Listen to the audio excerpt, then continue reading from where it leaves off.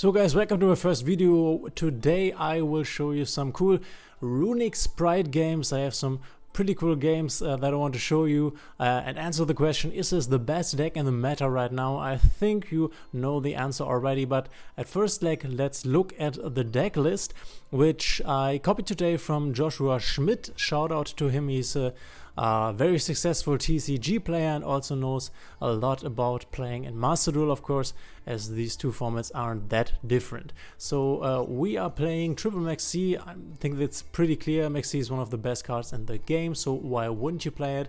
Then I have one Wind Up Kitten, which is awesome to break some boards. I always love it against like Mirror Jade, given he has already used his effect, then I use the kitten to get him back to the extra deck so he cannot do the destruction of the end board at the end of the turn when you destroy him and he goes to the graveyard.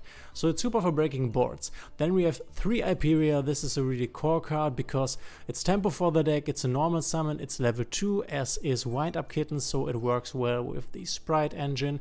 And you can also summon this from Gigantic Spright to get another draw, and then you can summon this from the Spright Elf to get another draw in your round or in the round of your opponent. And then we have Capshell. It's like the same with Hyperia. The only difference is it draws you a card when you detach it as an XYZ material or when you use him for a link summon. So when you link summon for Elf and this is material, then you draw a card, and when you make Djinn Buster to negate something, you can also detach him and draw a card. So this is all card draw engine here. Then 3 Spright Blue, this is pretty standard. 2 Spright Jet, also standard. 1 Red, 1 Carrot, this is also standard. Like with the new Barnes of the Runick card, you could argue to add another Carrot or another Red, but I looked at the list of Joshua and copied it and will explain why he did what he did with this list. Then, of course, Triple Tactics Talents. Triple Tactics Tim always needs to use them, of course. These are just great cards because at the moment there are a lot of effects that your opponent will activate in your main phase. Of course, there is Maxi, there is Ash, but there is also like Spright Elf, there is IP Masquerina, or maybe the Carrot, the Red, because on the ladder you are mostly playing against Spright, especially when you're playing in Diamond tier. Then we have 2 Runick Fountain, this is pretty standard. We have 1 Caught by the Grave, just to get rid of opposing Maxis or an Ash Blossom. Then we have the Runick spells, 3 Runick Tip, because this is by far the best Runick spell. It searches every other spell and it also searches Runick Fountain without having to discard a card with YuGiOh. So we are still playing 3 Runick Flashing Fire. This is a good Runick card. You can destroy a special summoned monster, so it always has a use case. And then unfortunately Runick Destruction has gone to 2. This is also a good Runick card, but the real bummer is like Runick Freezing Curse is going to 2 because the effect negation is like behind Runick Tip. I would say this is the strongest Runick card, and then Slumber also got limited to 2. So we have our copy of Runick Smiting Storm, and then Joshua just put a Runick Golden Droplet in and put 2 more Runick Dispelling in. So the idea was to have the exact same rates like the deck had before, because before here were 3 copies, here were 3 copies, and here were 3 copies. So he just added 3 additional Runick copies, so the deck would work mostly like before. Then we have 2 Spright Starter and the Spright Smashers. Like I tried myself another variation where I did not substitute the missing Runick spells with other Runick spells, and I have to say I like this variant a bit more. Then we come to the extra deck. We have 2 YuGiOh here. Optimally you would play 3. I don't have 3 and don't want to craft another one. We have 1 Runick. This is like my YuGiOh substitute. It's not especially good. This would be another YuGiOh optimally. Then we have Gary. Gary can get you back your Runick Fountain from the graveyard. Then we have Djinn Buster for another monster negate that you can also make with Capshell, like I mentioned, and draw 2 cards. Then we have Omni Bimaru Soul Sweeper, which I don't use often, but in theory you could make him and spin a monster from the enemy's board and banish it until the enemy's next end phase. So it's quite good to break a board. If you need help there, you can use Onibimaru. Then of course Gigantic Spright. This is our like core card. You can start the complete Spright combo, which would be blue into jet, into starter, into carrot or red. Red or carrot, other way around. Then we have a Nightmare Phoenix to destroy back row. Of course, we have IP Masquerena because you can end on IP Masquerena and Spright Elf, and then you can go into Nightmare Unicorn and spin one of his cards back into the deck of your opponent. That is. And you can also, and that is pretty cool, revive the IP Masquerena with the Spright Elf, which is pretty good. We have one dark because it's a pretty good link too, and you could revive things like enemy Spright Blue or enemy Spright Jet, and then you can use the effects, of course. I never really summoned this much, so you could substitute it for something else. Then of course 2 Spright Elf. This is a core card. I already talked about Nightmare Unicorn, and then Magnite Crusader Avramax, because there are some matchups where when you do make an Avramax, they cannot out it, they cannot banish it, because it can only be it cannot be targeted, so you need untargeted removal to get this thing off the board, like for example Spright Smashers that does not target. So if another Runick Spright deck has already used its Spright Smashers, then technically they don't have an option to kill this, but only with their own Avramax. So there are board states or game situations where you can make this and it's just game over. So that's it for the deck list. We are going 40 here because 40 is always the best. You do want to get your core cards, your strong cards, so mostly there isn't any reason to play 41 or 42 or something like that. Yeah, that's the deck list. Let's start into the games, and I hope you have a great time. So guys, this is the first replay I've got for you. It's a really cool game against Heroes, which normally isn't that strong of a deck, but if they go first and if they build a board like they build against me, that can be very tricky. So let's see what they are doing here. They're going for the Fusion Destiny. I tried to max C, but I got Ash Blossomed, of course, like you always do, and we will see in the video they will not get Ash Blossomed when I do the max C. So yeah, bad start for me. I got Ash Blossomed, and now there is the PDE Phoenix Destroyer Phoenix Enforcer. Yes, they go for Malicious, then they go for Denier to get another Malicious, the Cross Crusader, and like until now it's fine. Until now I could deal with it, especially me having the triple tactics talents like my namesake card. Of course I can do something with this.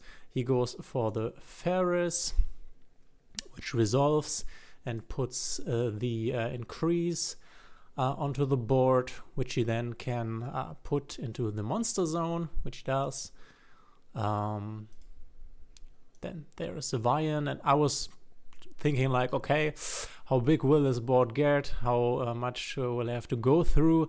And I was really curious if I could break the board. But until now, I was thinking like, okay, there is not much that can like stop me. But then he goes for the Plasma, which negates the effects of all my monsters while on the field. So I draw here, and my draw is Slumber. So I have all the Runick cards and Triple Tactics talents.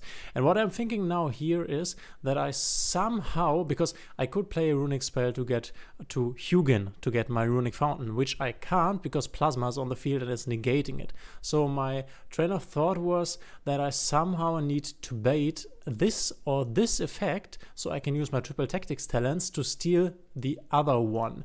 So the first thing I did was use the Runick Dispelling because it's the one that is the least valuable to summon Hugin, and he also does Maxi. So I now play under Maxi, Runick Dispelling, and we get the Hugin, which of course I could use like the effect to drop a card for cost, but doesn't make any sense. So I cannot use it to get the Fountain, which in my head I was thinking, okay, I will do it later. So then now I was hoping that he would like take this with Plasma, because Plasma has the ability you can target one once your opponent controls, equip that target to this card. I was hoping he would maybe do this, or maybe pop this with the Phoenix Enforcer. If you don't know, he can like destroy himself and another card on the field and then come back in the next standby phase. So I was like, okay, I have to put more pressure on. I need this effects activated. So then I go Runick Destruction, destroy this. And then I'm like, okay, he's still not doing anything. So now I'm remembering actually at this moment that Triple Tactics Talent was already active because of the Max C. Like, it was at this moment that I have noticed it. So actually, it was not a good idea to play the Runick Destruction. I could have just played the Triple Tactics Talent. So I played it, and I wanted to take Plasma so I can use Plasma to equip Phoenix Enforcer to the Plasma that I then have on the field, and then link them both away. So I target it, but he does a very, very nice play, and he destroys both of them. That was pretty nice. But now both of them are gone, and I have to take the Cross Crusader, which I can link away. So let's look what happens. So I have these two. Of course, the Phoenix Enforcer will have its effect, and I link them away for the Gigantic Spright. Unfortunately, I'm playing under Max C, so he gets a card. But then I use the Runick Slumber to summon the Hugin. And my trainer thought was, okay, I will give him another card with Hugin, and then I wanted to get the Fountain with my last hand card, and then summon the Hyperia with my Gigantic Spright to draw another card. And I was hoping that this would be a Runick card so I can activate my Fountain. So I get my Fountain, I use my Gigantic Spright to summon Hyperia, there it is, to draw a card. He also draws a card, and I draw a Runick Tip, like I wanted. So activate the Fountain, then activate the Runick Tip to search for Negate. Negate is like the best besides the Tip, and now I can finally go for draw free. And in my head I was like, okay, he will ash me for sure. So this is like our end board. We have Spright Starter here, we have double freezing curses like negation, we can go into red or carrot, which we will in the next round, and we have Max C. But of course what happens is, also we are in the draw phase now, and I'm deciding to now use the Max C, because in the standby phase, Destiny Hero Phoenix Destroyer will come back, and I want the draw from him. So if you want to do that, actually, you have to put the toggle here on and not on auto. So you can also use the draw phase to use Max C. So we are using Max C, but of course we get caught by the grave, so no Max C for us, unfortunately. Next thing that happens is that the Phoenix Enforcer will come back on the field. Oh, there he is. Then he plays this card, like Destiny Hero Dark Angel, which I've never seen before, and it says, when a spell card or effect you activate resolves, negate that effect, and if you do, or if it did not have an effect, destroy that card. So I do the starter because I figured, okay, I can summon red, so then when he uses this effect, I can use red to destroy it. That was the plan, so I use starter, summon red, and now I get this angel guy here. And now I was confused, because I was like, okay, if I activate a spell now, or if I activate an effect now, will it get like negated, or what will happen? So I was at first hesitant to do something here, but later it turned out I could always use my effects. I'm not quite sure. So he summons another hero and goes for Mask Change to get Dark Law, which is pretty bad for me, because Dark Law banishes all cards and they are not going to the graveyard. So my Runick spells will not go to the graveyard, and I cannot use the Runick Fountain then. That's pretty bad for me. So now he draws another card, and now we are in this situation. He goes for battle, and battles over Gigantic. That's fine for me. And now he uses his effect. And I was like, okay, fuck it. I don't know what this card does, so let's try it out. So I used actually the Hugin effect to protect my red from destruction, and it worked. And I was like, oh, I think I can use my effects with this card on the field, all right.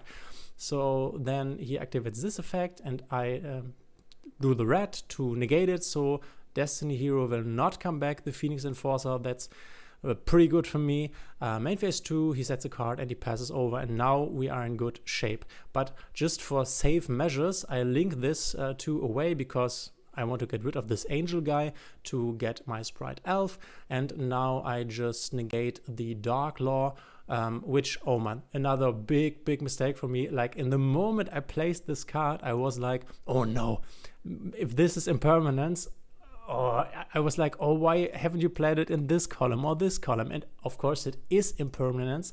So he negates this. I chain this because this is chaining 3, this is chaining 2, so I will get my summon. Only have Maxi because everything was banned because of Dark Law. And now he negates the freezing curses, which is super bad because I cannot activate it again. But yeah, I use my fountain to draw 2, but at this point, yeah, he scoops, or he will scoop, because I have Flashing Fire, I can destroy Dark Law. He will destroy one of my hand cards, but I chain Spright Starter because these 2 are the important cards in my hand, and he can destroy one of these. So I do this and then go into blue, and of course, now I could go into Jet and the complete Spright line, and then he scoops and I win the game. But it was a close one, it was a really cool one, and yeah, it was a strong game, a strong showing from the Elemental Hero player. That is for sure. So I draw Smashers, and yeah, that is the end of the game. I summon the Gigantic Spright, summon Hyperia, draw another card, and now I have Masquerina, Gigantic, Elf, Smashers, I have Ash Blossom, I have Negate, I have everything. So he tries to summon his Elemental Hero Liquid, tries the effect, I negate the effect, and summon another Hyperia, and it's over. So cool game, which I was not sure I could win, but yeah, that's it for the Elemental Hero game. So here I've got another one for you, which is more of a quick one. We are playing against Spright Tri-Brigade or Brother deck, and yeah, I will point out some plays and also some misplays I made. We are currently on Platinum 4 because the season reset. But yeah, let's see what we have here. We have a like pretty standard hand. I will open with Hyperia to get the draw, and something great will happen for me.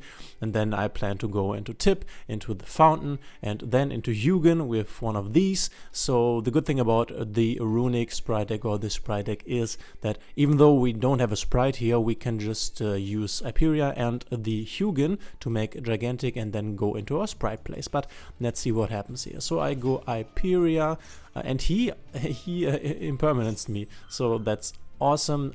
Never like Ash this thing or impermanence this thing. This is just a draw, and it's not even a draw that it's not even a searchable draw.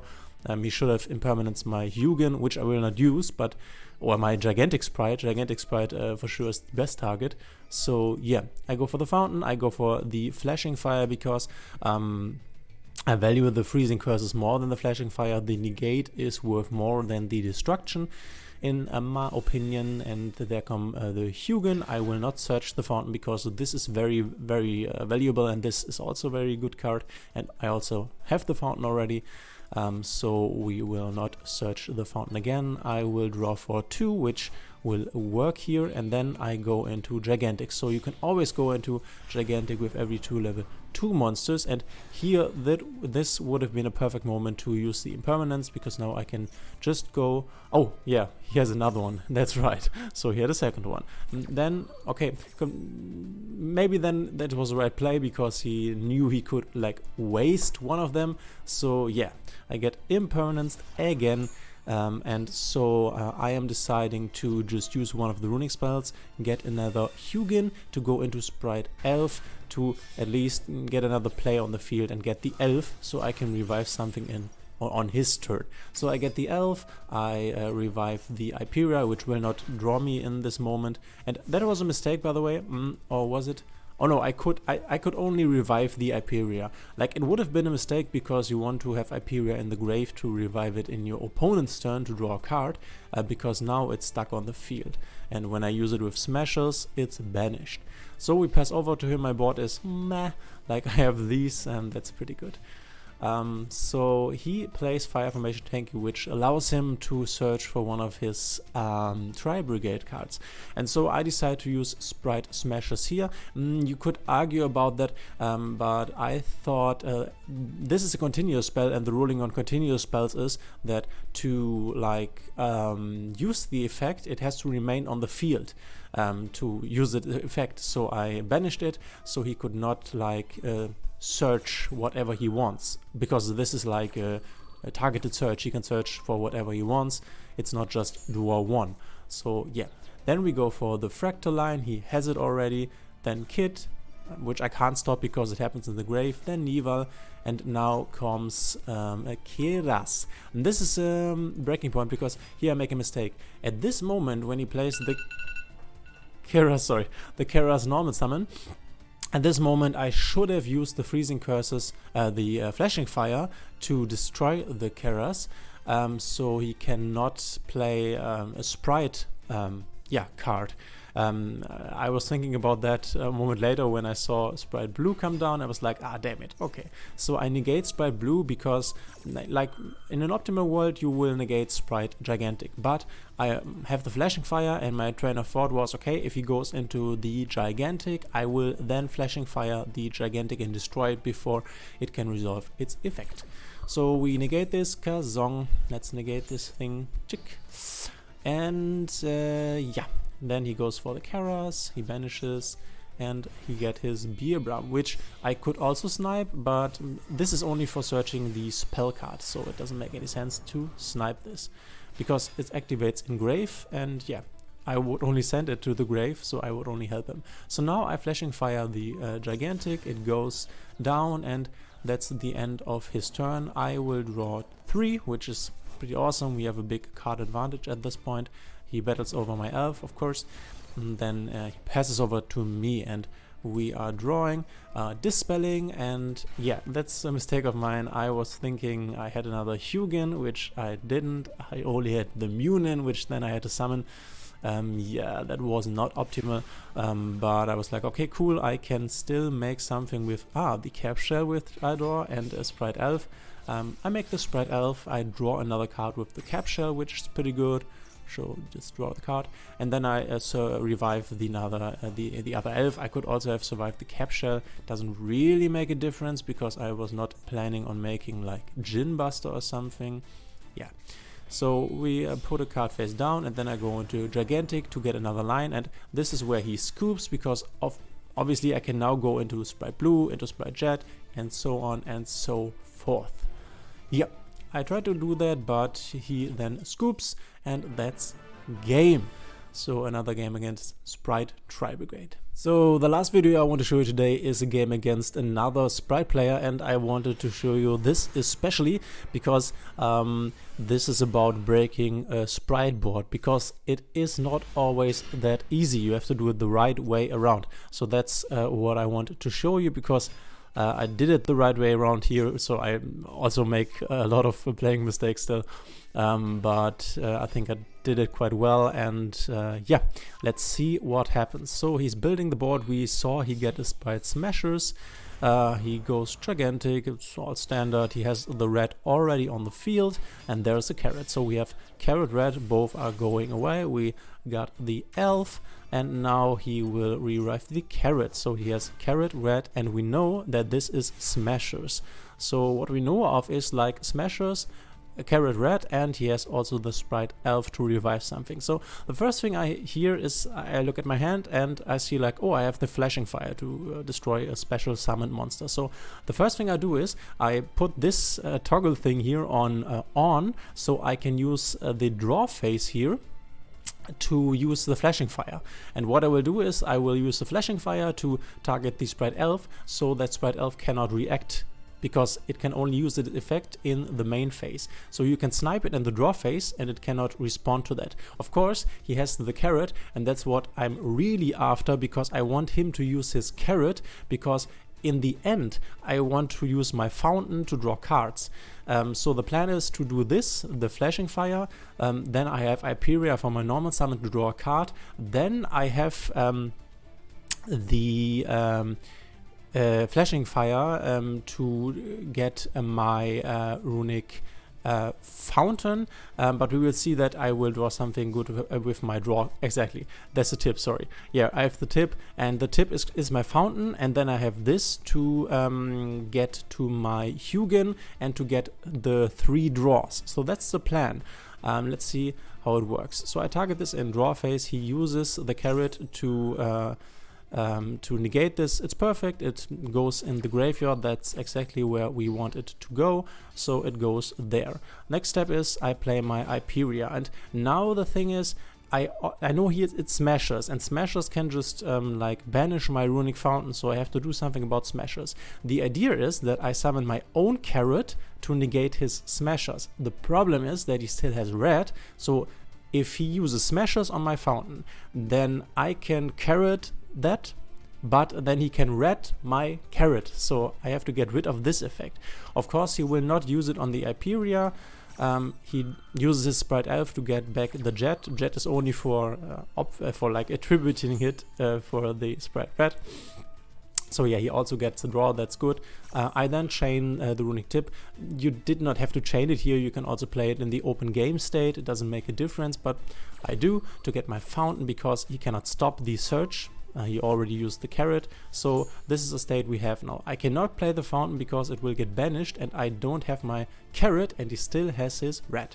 So yeah, he draws. Next thing I do is summon my blue, and this is what I was hoping for. I was hoping for him to use the red to like negate the blue, because I can always go into gigantic and then like continue my Spright line, and he does. He uses his elf. That's pretty clever because then he can destroy my blue, and then I don't have two monsters on the field to get into the gigantic, at least what he knows. So he negates it and destroys it. It goes to the graveyard carbon, and now that's awesome because now I can go for starter. And of course, he also could have had like an Ash or something else, but then my hand was not good enough to play through, but it barely was enough. So carrot, and now my fountain, and now he can't not smashers it. I mean, he does it. He does exactly what I was fearing. He uses the smashers, I use my carrot, Iperia, and yeah, of course, like if I didn't have another Runick spell, then I would have been stuck with only carrot on the board. But I had one. So yeah, the smashers does not get through, and now I can play freely. I mean, an Ash here would have been my death, because then he could have ashed the fountain activation, and that would have been it. No? So I draw 3 cards. And yeah, and now I'm basically free to do anything. So I go for Jet, I can get my starter, which I already used, and now I go into gigantic to avoid a Nibiru if he has one. Normally they don't. So yeah, this is my gigantic, and he scoops. So that's how to break a board. So you always have, like, especially for a Spright board, you always have to look at, okay, what negations do I know of, and then look at your hand and see how you can play through it. And the funny thing is, when I play against a deck that I do not really know, I tend to, and if they make a big board, I tend to always only read the monster cards and search for quick effect, because only quick effect is really important in your turn. So I mean, especially if I don't have a lot of time, I just go through the monster effects and search for quick effect to know what they can do on my turn. So yeah, guys, that was it. 3 games. I hope you liked it. I hope you learned something. I learned something because I also made mistakes that I hopefully will not do the next time around. Just give me feedback, write me in the commentaries.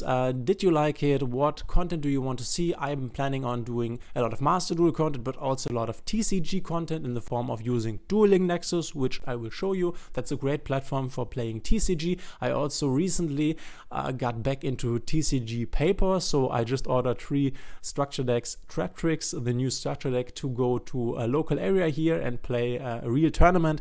I also want to talk about that. So yeah, guys, let me know if the sound is cool, if you can hear me, everything, and suggest me something that you want to see. I'm always open to that. And yeah, thanks if you watched my first video. I hope you enjoyed it, and we will see each other on the next one.